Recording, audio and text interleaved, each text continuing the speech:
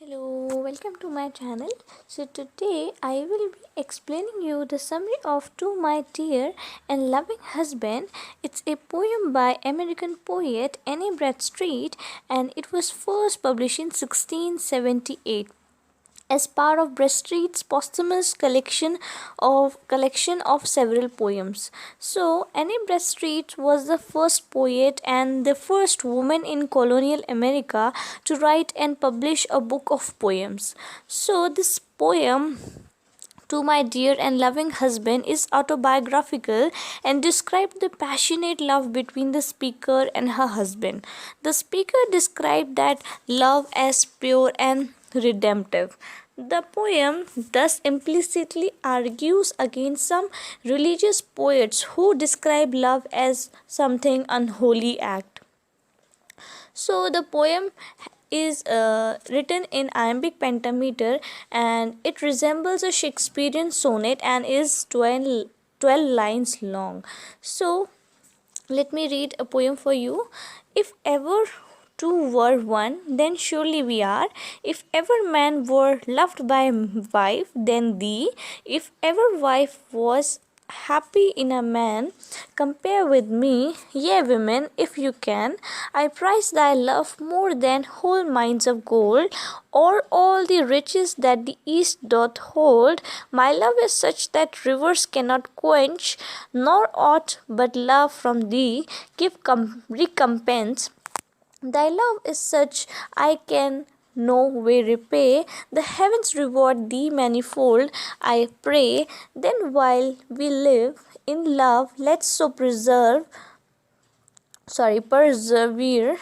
that when we live no more, we may live ever. So let's begin the analysis of this poem. So the poem begins with Bradstreet describing herself and her husband as one being. She states that there is no other woman in the world who is as happy with her husband as she is. She then offers examples of material wealth and beauty, but she prizes her husband's love more than gold and all the riches of the East. She described her love as thrust by writing that rivers cannot quench her yearning, that the impired image is sensual, and that she needs his love and cannot live without it. She reclaims that only his love can give a recompense.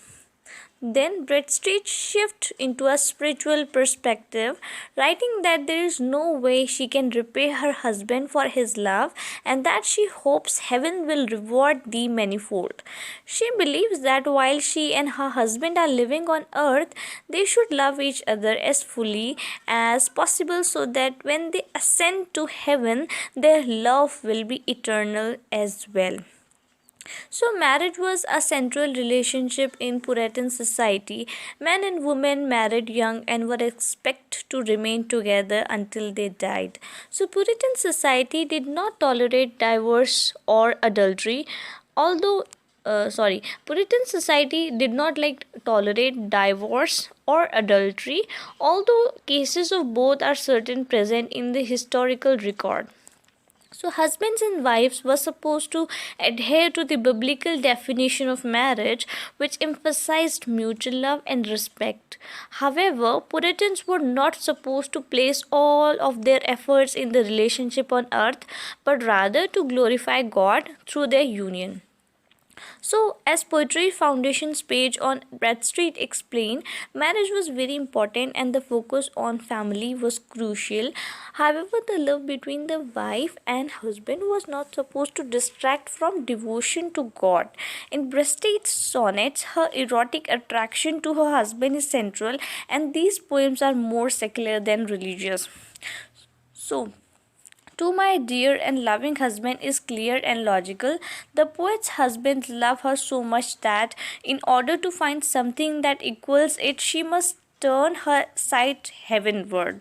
So the lovers' union in heaven is the outcome of the earthly love, which is an emblem of what awaits the saved. And in many of the Bradstreet's poems, earth and heaven validate each other because love is the way to heaven and the best image of heaven is a realm of eternal love. So Bradstreet aspire to ascend to heaven and expect that love that she shares with her husband will exist in afterlife. I hope this little summary of this poem to my dear and loving husband is helpful to you. And if you find the video helpful, please subscribe to my channel and like this video and share the video as well. Thank you so much.